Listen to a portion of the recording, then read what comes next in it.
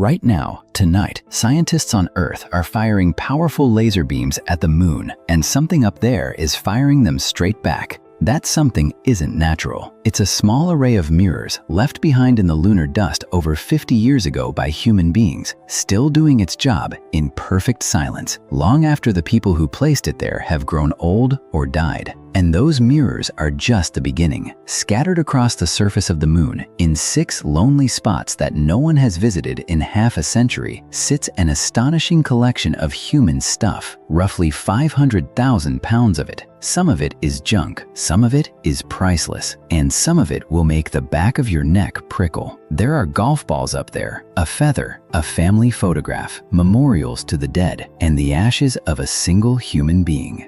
Tonight, we're going to walk across the moon and look at everything we left behind. And I promise you, the last few items are the ones you'll be thinking about tonight when you look up. Let's go.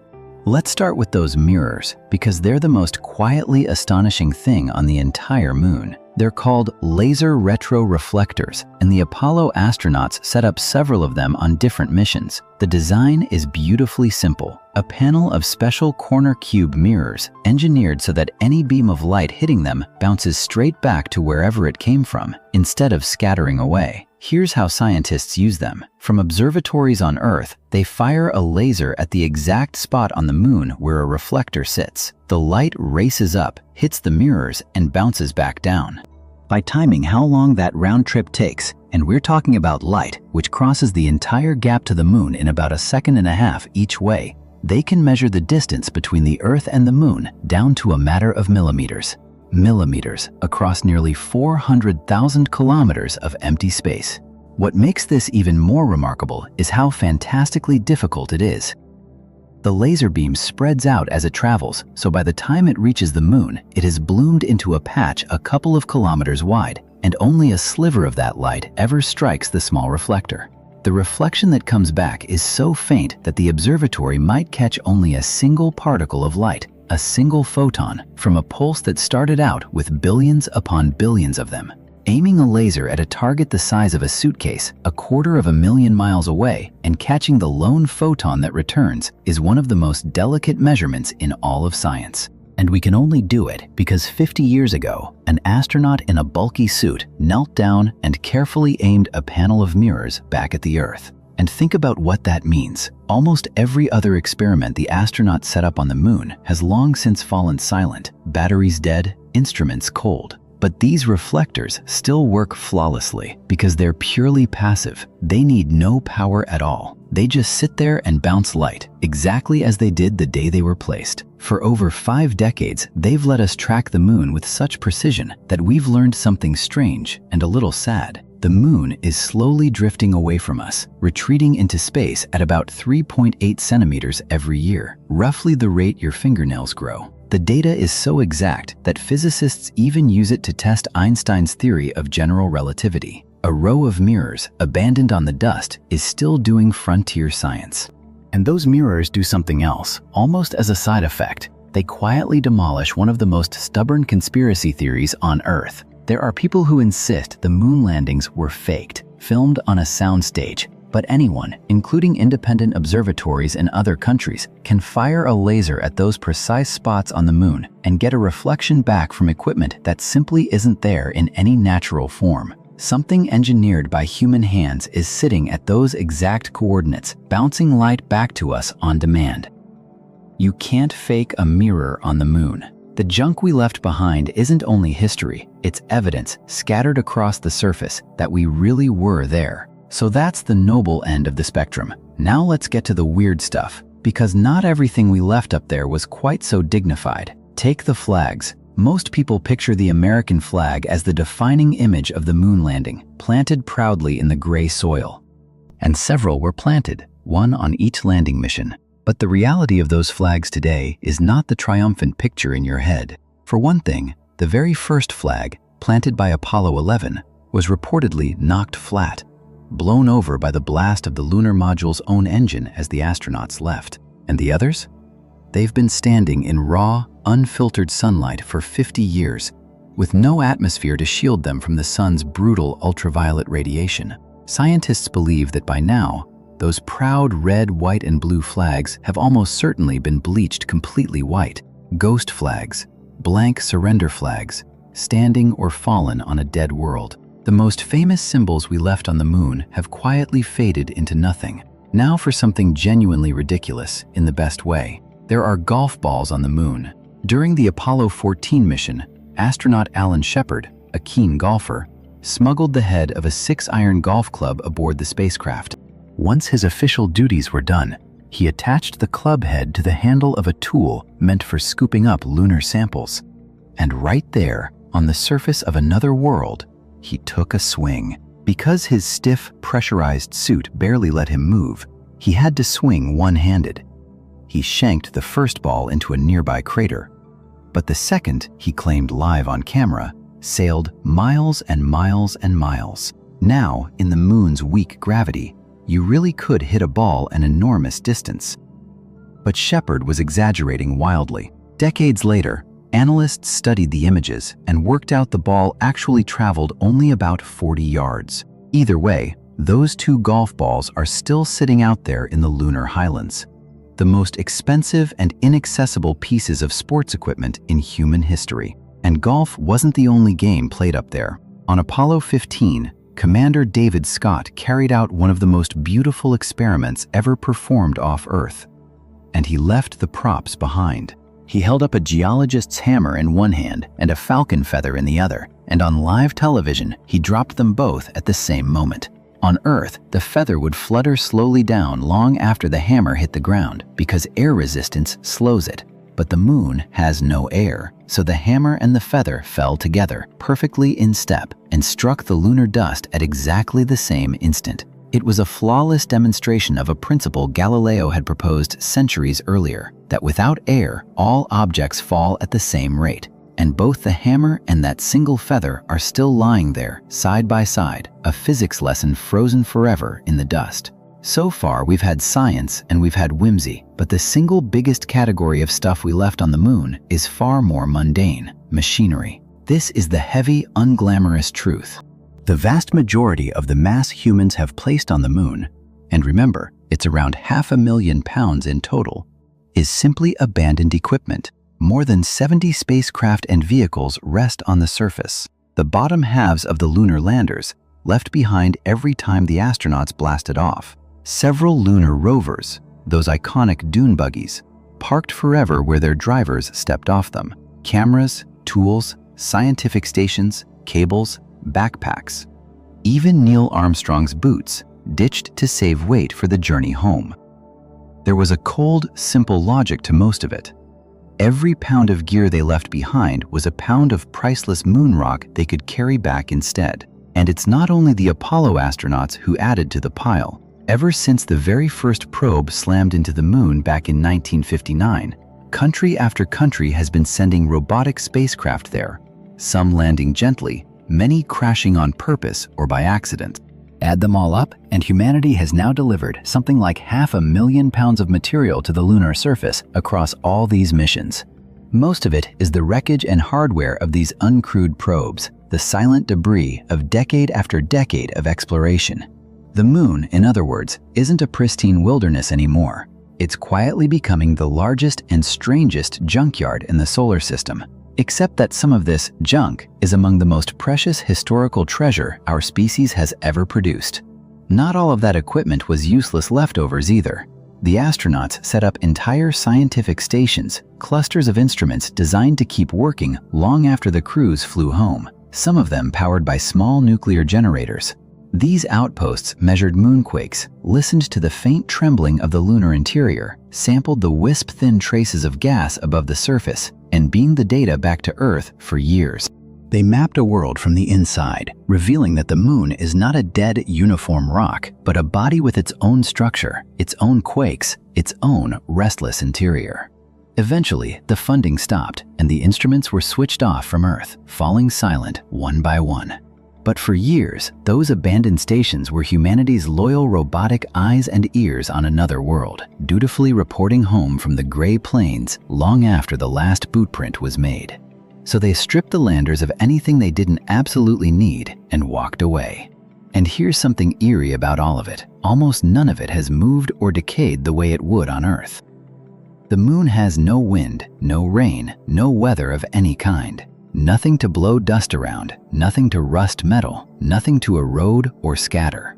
So every object sits almost exactly where it was left, in a near-perfect state of suspended time. The only things that disturb the surface are the occasional micrometeorite strikes and the slow bombardment of radiation. This means the footprints the astronauts pressed into the soil are still there too. Crisp, sharp impressions of human boots with no breeze to ever smooth them away. Those footprints could last for millions of years. Long after every city on Earth has crumbled to dust, the mark of Neil Armstrong's boot may still be sitting up there, perfectly preserved, a fossil of the first step. In a strange way, the 6 Apollo sites are the most stable monuments humanity has ever created. A frozen museum that the modern world has taken legal steps to protect, passing rules to stop future missions from disturbing these historic patches of ground. And here's where it takes a turn into the genuinely gross, and then, unexpectedly, the genuinely fascinating. Among all that gear, the astronauts left behind something deeply human: their waste. Scattered across the 6 landing sites are around 96 bags of human waste, urine, feces, and worse. It sounds like a punchline, and it kind of is. NASA simply couldn't justify the weight of hauling bags of poop back across 250,000 miles of space. But here's the twist that turns a toilet joke into real science. Those bags have now been sitting on the moon for 50 years, soaked in radiation and extreme temperatures. And inside them are microbes, Earth bacteria. Scientists genuinely want to go back and study them because the answer to one question is hiding in those bags. Did anything survive? If living organisms can endure half a century on the lunar surface, it tells us something profound about how tough life is and whether it could ever travel between worlds. The most disgusting thing we left on the moon might end up being one of the most scientifically valuable. Now we move from the practical to the meaningful, because not everything up there was left for convenience. Some of it was carried all that way on purpose to say something. The Apollo 11 astronauts left a small golden olive branch, an ancient symbol of peace, resting in the dust. They also left a silicon disc, no bigger than a coin, etched with tiny goodwill messages from the leaders of 73 different nations. A message in a bottle from all of humanity, buried in the sea of tranquility. To grasp how astonishing that little disc is, consider what it took to make in 1969. The messages had to be shrunk down so small that they're impossible to read with the naked eye, etched onto the silicon using the most cutting-edge techniques of the era, the same kind of process used to make microchips. Onto that coin-sized wafer they packed statements from presidents, prime ministers, and kings. Each one expressing hope that humanity's first steps on another world might bring peace and knowledge to everyone back home. It's a snapshot of an entire planet at a single moment in history, frozen in silicon, sitting in the dust. A time capsule that, if anyone ever finds it again, will whisper the hopes of the people of 1969 across the centuries. And in a remarkable gesture, at the height of the Cold War, the American astronauts carried medals honoring 2 fallen Soviet cosmonauts, Yuri Gagarin, the first human in space, and Vladimir Komarov, who died returning from orbit, and left them on the moon. Their rivals in the space race, memorialized by their competitors on another world. There's a plaque up there too, on the Apollo 11 lander, and it reads, "Here men from the planet Earth first set foot upon the moon. We came in peace for all mankind." There may even be art on the moon. According to the story, a tiny ceramic wafer about the size of a postage stamp was secretly attached to one of the landers, etched with miniature artworks by several famous artists, a smuggled little gallery nicknamed the Moon Museum.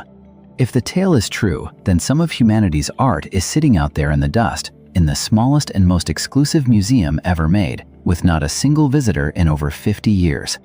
It's a perfect example of the impulse that runs through this whole story. Even when we went to the moon for science and for glory, we couldn't resist leaving little pieces of our culture, our humor, and our hearts behind.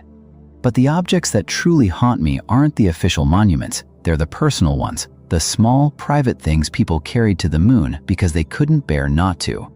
On Apollo 16, astronaut Charlie Duke left behind a photograph. It's a picture of his whole family, sealed in plastic and laid gently on the gray soil.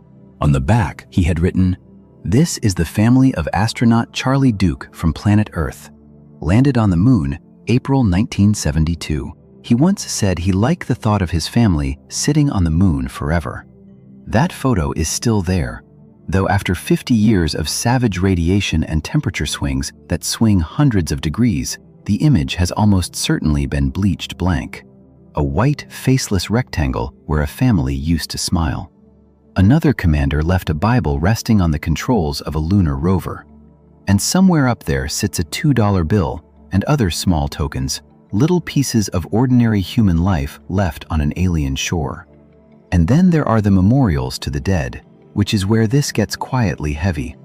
On Apollo 15, astronauts David Scott and James Irwin placed a tiny aluminum figurine on the lunar surface, lying face down in the dust.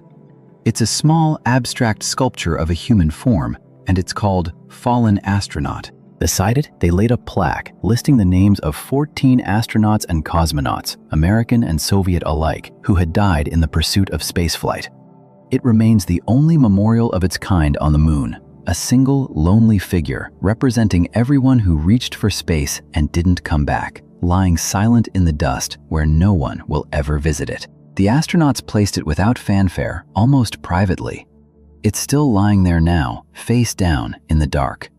There's a quiet, bittersweet coda to that story too. The little figure was meant as a solemn, anonymous tribute, but the artist who made it later tried to sell signed replicas back on Earth, sparking a small controversy over whether such a sacred gesture should ever have been commercialized. It's a very human footnote. Even our purest monument on another world got tangled up in the messiness of life back home. But none of that reaches the moon. Up there, far from the arguments and the headlines, the small aluminum figure simply lies in the dust, exactly as it was placed, keeping its silent watch over the names of the dead, utterly indifferent to anything we say or do about it down here. Which brings us, finally, to the strangest and most intimate thing of all. Because there is a human being on the moon, not a living one, and not one of the astronauts. His name was Eugene Shoemaker, one of the greatest planetary geologists who ever lived. He trained the Apollo astronauts to understand the very ground they'd walk on. His lifelong dream was to go to the moon himself, but a medical condition kept him grounded, and it broke his heart. He never made it in life. So after he died, a small capsule containing a portion of his ashes was placed aboard a robotic probe and sent to the moon, where it was deliberately crashed into the surface near the South Pole. To this day, Gene Shoemaker is the only person whose remains rest on another world, and the capsule carrying his ashes was wrapped in a piece of brass foil engraved with lines from Romeo and Juliet, including the words, "And when he shall die, take him and cut him out in little stars, and he will make the face of heaven so fine that all the world will be in love with night." So the next time the moon is hanging up there in the dark, remember what's on it. The faded flags, the lost golf balls, a feather, a blank photograph of a family that's still sitting on the moon forever, a fallen figure face down, and one man scattered in the dust, finally